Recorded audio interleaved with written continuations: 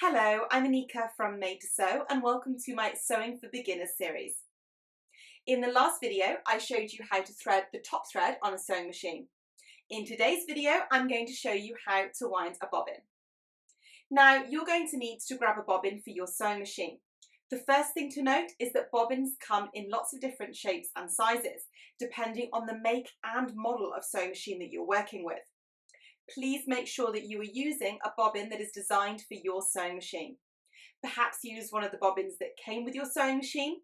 If you purchased it secondhand and you're unsure, then I recommend looking in the manual, checking what bobbin your machine needs and buying the correct bobbin on the internet, or perhaps going into a sewing machine store where they can help you. Start by positioning the thread on the spool pin, like I showed you in the How to Thread Your Sewing Machine video.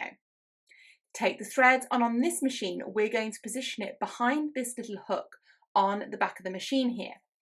Take both sides of the thread and position it down. You may have a hook that's metal, you may have a section that's plastic.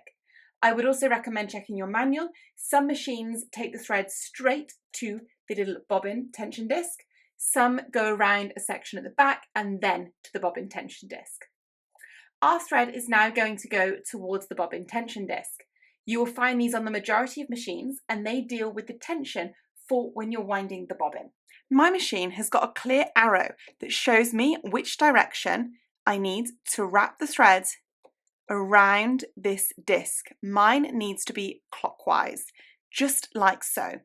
You need to make sure that the threads sit tightly so you could give them a pull on each side in between the little discs here.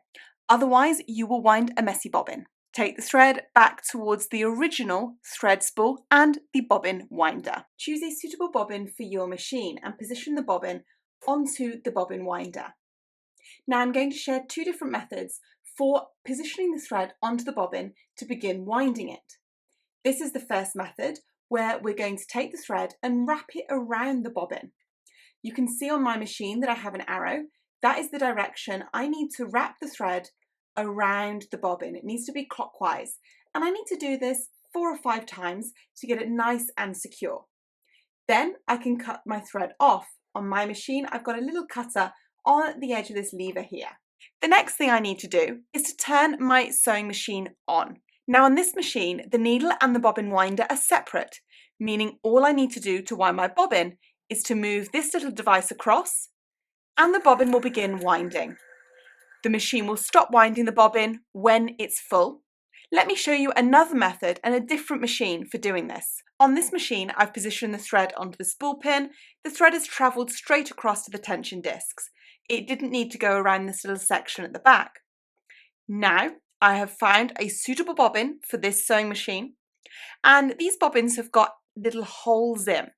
What I'm going to do is to take the thread and position the thread in the hole from the inside of the bobbin to the outside of the bobbin. And then I'm going to hold on to that thread.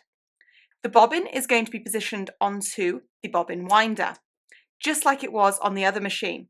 But rather than having a lever that you can push in on the right, for this machine you have to push the bobbin to the right to engage it. I'm going to hold onto the thread tightly, vertically, whilst I start winding the bobbin. Now the other thing to note on this machine is that the bobbin winder is connected to the sewing machine, meaning that when I turn the sewing machine on and start putting my foot on the pedal, the sewing machine will sew at the same time the bobbin does. Now some sewing machines, that is how they wind the bobbin. Other sewing machines like this one, I can stop the needle from sewing by going to the hand wheel on the side here and pulling that out. You may find that you have to pull the handle out. You may find that there's a little lever on the handle that you need to push in.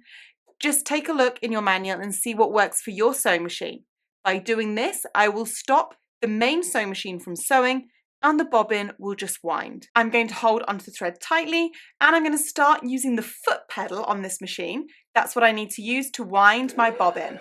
Wind it a couple of times like so. Then I'm going to grab a pair of scissors and cut off the thread nice and tight at the top of the bobbin. And then you can continue winding until your bobbin is full or to the amount that you require. As I said, it is generally better to put more thread on your bobbin. You will need more than you think, and it's a pain to have to keep taking the bobbin out of the machine and rewinding it. I would recommend winding it full or almost full for your first project. Once you're happy with the amount that you have on the bobbin, we're going to need to remove it.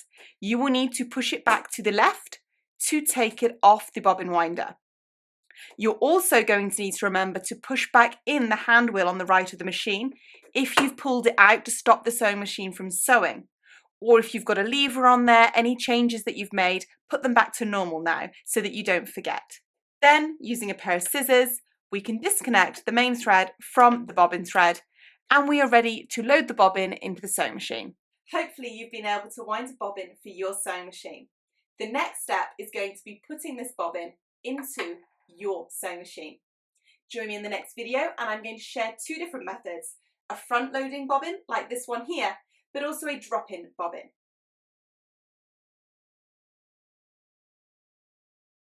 Thanks for watching and see you in the next video.